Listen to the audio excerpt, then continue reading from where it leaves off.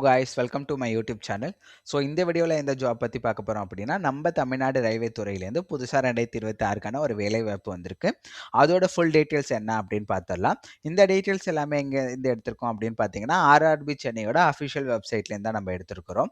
So இதை வந்து என்னையிலேருந்து apply பண்ணலாம் இந்த ஜாபுக்கு அப்படின்னு பார்த்தீங்கன்னா டிசம்பர் 30லேருந்தே வந்து ஜாப் அப்ளிகேஷன் ஸ்டார்ட் ஆகிட்டு ஸோ லாஸ்ட் டேட் என்னைக்கு அப்படின்னு பார்த்தீங்கன்னா ஜனவரி 29ஆம் தேதி தான் லாஸ்ட் டேட்டு. ஸோ இந்த ஜாப் பார்த்தீங்கன்னா மொத்தம் 312 பேரை வந்து இந்த ஜாப் இப்போதைக்கு எடுக்கிறாங்க. ஸோ என்னென்ன ஜாப்லாம் இருக்குது அப்படின்னு பார்த்தீங்கன்னா மொத்தம் 8 டிஃப்ரெண்ட் டைப்ஸ் இருக்குது. ஸோ இதில் பார்த்தீங்கன்னா சீஃப் லா அசிஸ்டன்ட்லேருந்து 8 வந்து வித்தியாசமான ஜாப் எடுக்கிறாங்க.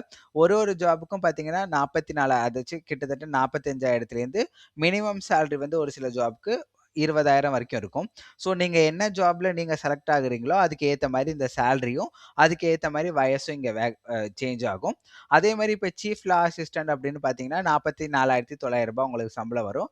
18 வயசுலேருந்து 40,000 இருக்க வரைக்கும் அப்ளை பண்ணிக்கலாம். மொத்தம் 22 பேர் ஆள் எடுக்கிறாங்க. இதுலேயுமே வந்து ஓபிசி, எஸ்சி, எஸ்டி, எம்பிசி எல்லாருக்குமே வந்து தனியாக வந்து செக்ரிகேஷன் இருக்குது. அது என்னங்கிற டீட்டெயில்ஸ் அஃபிஷியல் நோட்டிஃபிகேஷன் இருக்குது. ஸோ நெக்ஸ்ட் என்ன இம்பார்ட்டன்ட் டீட்டெயில்ஸ்னு பார்த்தீங்கன்னா இந்த ஜாப்க்கு அப்ளை பண்ணுறதுக்கு கண்டிப்பாக நீங்கள் வந்து இந்தியன் சிட்டிசன் இருந்தால் மட்டும் தான் அப்ளை பண்ண முடியும் அப்படின்னு கொடுத்துருக்காங்க. ஸோ இந்த ஜாப் எப்படி இருக்கும் அப்படின்னு பார்த்தீங்கன்னா ஃபஸ்ட்டு வந்து உங்களுக்கு எக்ஸாம் மாதிரி ஒரு நடக்கும். எக்ஸாம்னோட பயந்துடாதீங்க, இதுக்கு பாஸ் மார்க் ரொம்ப ரொம்ப கம்மி தான். அதோட டீட்டெயில்ஸுமே நான் கீழே சொல்கிறேன்.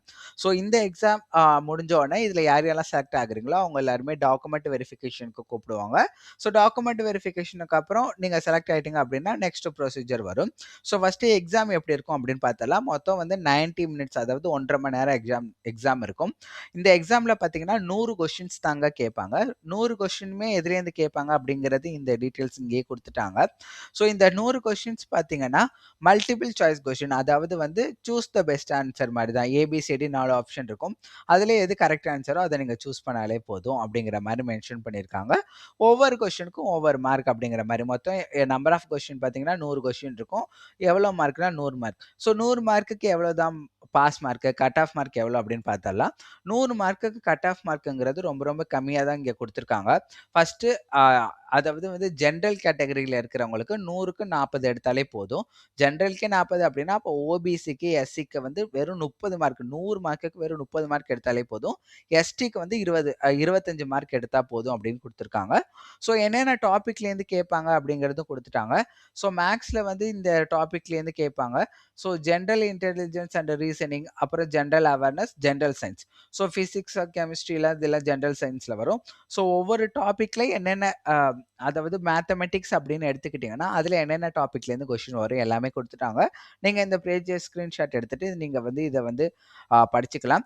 இது வந்து எந்த ஸ்டாண்டர்டில் இருக்கும் அப்படின்னு பார்த்தீங்கன்னா 10th ஸ்டாண்டர்ட், அதாவது நம்ம டிஎன்பிசி குரூப் 4 எழுதுவோம் பார்த்தீங்களா, அந்த 10th ஸ்டாண்டர்டில் தான் கொஷின்ஸ் எல்லாமே இருக்கும் அப்படின்னு மென்ஷன் பண்ணியிருக்காங்க. ஸோ ஒவ்வொரு இதுலேயும் பார்த்தீங்கன்னா எவ்வளோ மார்க் கொஷின்ஸ் அப்படிங்கிறது இங்கே கொடுத்துருக்காங்க. என்னென்ன டாபிக் படிக்கணும் அப்படிங்கிறதுமே கொடுத்துட்டாங்க. ஸோ நெக்ஸ்ட் முக்கியமான விஷயம் பார்த்தீங்கன்னா இதுக்கு வந்து கண்ணுக்கு ஓரளவுக்கு நல்லா தெரியணும் அப்படின்னு கொடுத்துருக்காங்க. ஸோ அந்த விஷனுக்கான அந்த இது எவ்வளோ, கலர் விஷன் எவ்வளோ, அந்த மாதிரி டீட்டெயில்ஸ் கொடுத்துருக்காங்க. ஸோ கண்டிப்பாக வந்து இதில் உங்களுக்கு நீங்கள் வந்து எக்ஸாம் அண்ட் டாக்குமெண்ட் வெரிஃபிகேஷன் முடிச்சிட்டிங்கன்னா கண்டிப்பாக வந்து மெடிக்கல் டெஸ்ட், அதாவது ஐ வந்து செக் பண்ணுவாங்க அப்படின்னு போட்டிருக்காங்க. ஸோ எல்லாமே ஓகே. இந்த எக்ஸாமுக்கு ஃபீஸ் எவ்வளோ அப்படின்னு பார்த்தீங்கன்னா நீங்கள் வந்து ஜென்ரல் கேட்டகரியில் இருக்கீங்க அப்படின்னா உங்களுக்கு 500 ரூபாய். அதுவே வந்து female, transgender, serviceman, SC, ST, அவங்க இபிசி அவங்களுக்குலாம் வெறும் 250 ரூபா.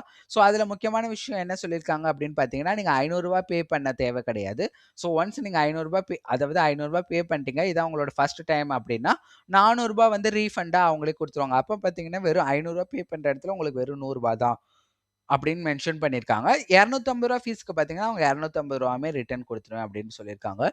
ஸோ இந்த நோட்டிஃபிகேஷன் வந்து இவ்வளோதான் மெயினான பாயிண்ட் கொடுத்துருக்காங்க. இதோட அஃபிஷியல் நோட்டிஃபிகேஷன் ஃபார்ம் உங்களுக்கு வேணும்னா கண்டிப்பாக கீழே நான் லிங்க் கொடுத்துருக்கேன். இந்த லிங்கை கிளிக் பண்ண உடனே இந்த மாதிரி ஒரு பேஜ் ஓப்பன் ஆகும். இதில் போய்ட்டு நான் முன்னாடி சொன்ன மாதிரி வியூ நோட்டிஃபிகேஷன் இங்கிலீஷில் கொடுத்தீங்கன்னா நோட்டிஃபிகேஷன் ஓப்பன் ஆகும். அப்ளை லிங்க்குமே நான் தனியாக டிஸ்கிரிப்ஷன்லேயே கொடுத்துருக்கேன். அதை வச்சு நீங்கள் அப்ளை பண்ணிக்கலாம். இந்த மாதிரி வேறு ஏதாச்சும் ஜாப் டீட்டெயில்ஸ் வேணும்னா கண்டிப்பாக சப்ஸ்கிரைப் பண்ணிட்டு பாருங்கள். நெக்ஸ்ட் வீடியோவில் பார்க்கலாம். பாய் பாய்.